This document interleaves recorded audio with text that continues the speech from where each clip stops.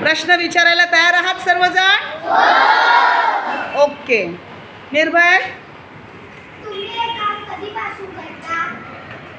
गेली 30 वर्ष मी या क्षेत्रामध्ये आहे. म्हणजे शारीरिक आरोग्य ह्याविषयी मी 30 वर्ष काम करतेच आहे. पण गेले 10 वर्षापासून आपल्या मनाचं आरोग्य ते सुद्धा छान असायला लागतं की नाही. मन छान असेल तर आपल्याला छान वाटतं. तर मी या क्षेत्रात मनाच्या आरोग्यासाठी 10 वर्षापासून आहे. स्वराज शेलार, तुम्ही कशाचे डॉक्टर आहात? तुम्ही कशाचे डॉक्टर आहात? अच्छा, मी आरोग्याची पण डॉक्टर आहे. म्हणजे जे आपल्याला आजार वगैरे होतात, सर्दी होते, ताप येतो, पोट दुखतं, कान दुखतं, सर्व आजारांसाठी. आणि त्याच जोडीला आपल्या मनाचं आरोग्य, मगाशी मी सांगितलं तसं आपलं मन कधी कधी चिडचिड होतं, आपल्याला छान नाही वाटत, कधी कधी होतं की नाही, आपल्याला राग येतो. तर त्या सगळ्याची कारणं शोधण्याचं काम आम्ही करतो. प्रणिती,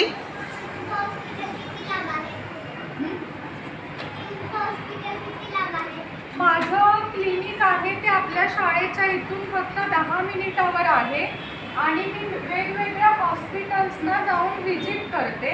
शाळांमध्ये पण जाऊन मनाच्या आरोग्य याविषयी वर्कशॉप्स घेते.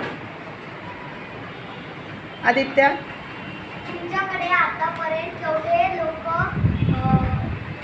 उपचार घेऊन उपचार घेऊन आलेले आहेत?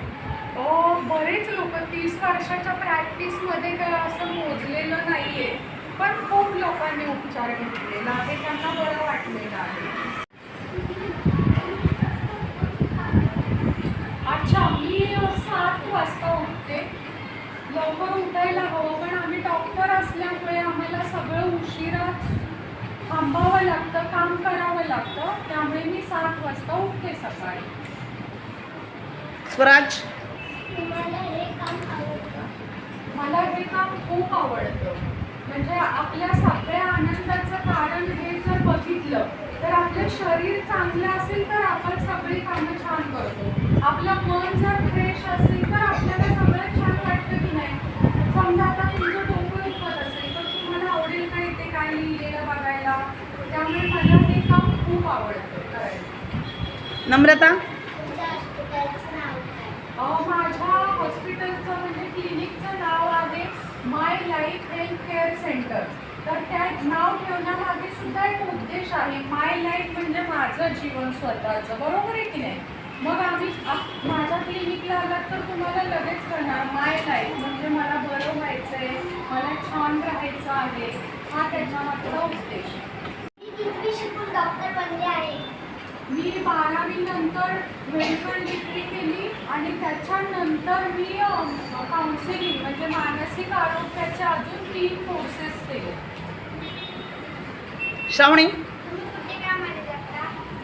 माझं क्लिनिक इकडेच आहे, नवीनदास पाड्याला आहे. बरीच मुलं कदाचित त्या नवीनदास पाड्यातून येत असतील शाळेत. आणि बाकी मी हॉस्पिटल्स व्हिजिट करते. सकाळी 11 ते 1 आणि संध्याकाळी 7 ते 10. पण मी बाहेर गेले तर त्यावेळेला क्लिनिक बंद असतं. मला तुमच्या सगळ्यांचं इतकं कौतुक वाटतंय की तुमच्यामध्ये एक वेगळ्या प्रकारची शिस्त जी आता असायला हवी सगळ्या मुलांमध्ये, ती एकसारखी शिस्त दिसते. आणि मला वाटते ही शिस्त लावण्याचं काम कोणी केलंय? येस. मग मला एक वेगळं चैतन्य तुमच्यामध्ये दिसते, एक शांतता दिसते. आणि हे टिकवण्यासाठी तुम्हाला काय करावं लागेल, कारण बाई तुमच्या सतत बरोबर नसतील, बरोबर ना. तर तुम्ही एक सवय लावायची आहे की रोज सकाळी लवकर उठायचं, थोडासा व्यायाम करायचा, बरोबर. मग शाळेत तुम्ही येत असाल, शाळा तुमची दुपारची आहे ना, हां, तुमचे ट्युशन्स वगैरे असतील. तर एक सवयी काय चांगल्या ठेवायच्या आहेत की पहिली गोष्ट आहे की ब्रश करणं.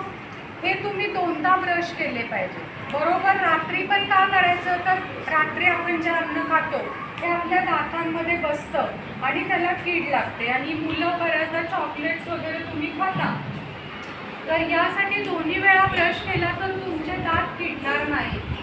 बाहेरचे पदार्थ खायचे नाही. जंक फूडमध्ये स्पेशली चायनीज फूड जर तुम्ही खाल्ले तर तुम्हाला आतड्याचे विकार होतात, आतड्यांचे आजार होतात. त्यामुळे तुम्ही आत्तापासूनच चांगलं घरचं खायची सवय लावा. पॅकेट फूड खाऊ नका. बरोबर, घरात आईने बनवलेलं ताजं अन्न खा. ठीक आहे.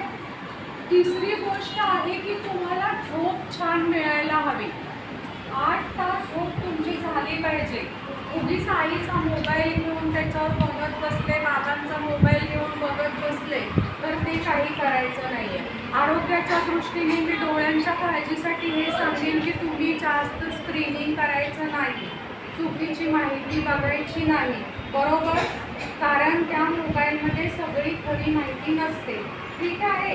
क्रिएटिव्हिटीसाठी एखाद वेळेला वापरलं तर ठीक आहे, पण सतत स्क्रीनिंग करायचं नाही आहे. म्हणजे तुमची झोप पुरेशी झाली तर तुमचा मेंदू चांगलं काम करणार, तो सतत हेल्दी राहणार. बरोबर की नाही. मग काय काय करायचे, झोप पुरेशी झाली पाहिजे, जंक फूड टाळले पाहिजे. ठीक आहे.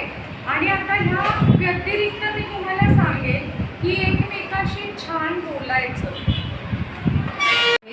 दुसरी गोष्ट, एखादा चुकत असेल तर त्याला हसायचं नाही, त्याचं काय चुकते हे आपण सांगायचं आणि आपल्याबरोबर त्याचीही प्रगती करायची.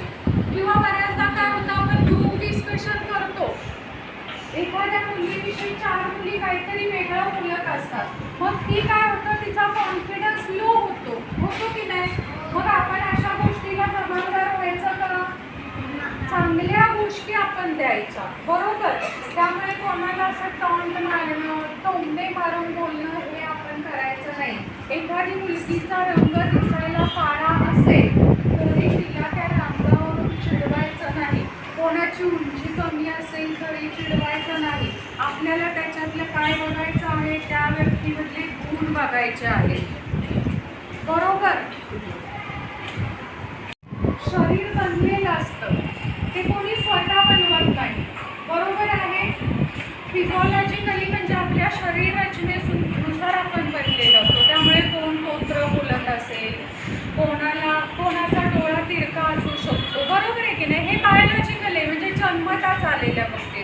तर त्याच्यावर आपण हास्यास्पद काही बोलायचं नाही, त्याला ग्रुपच्या बाहेर करायचं नाही, त्याला सगळ्यांनी समजून घ्यायचं, त्याचा आत्मविश्वास वाढवायचा. म्हणजे काय करायचे की आपण सगळ्यांनी गुणसुंदर व्हायचे. काय व्हायचे, रूपसुंदर न होता गुणसुंदर व्हायचे.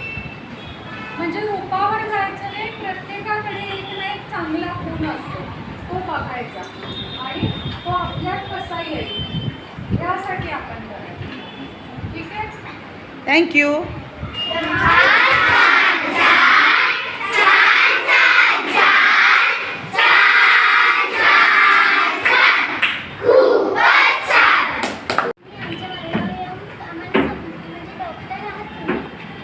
समजून घेतलं आणि आमच्या प्रश्नांची उत्तर पण दिली.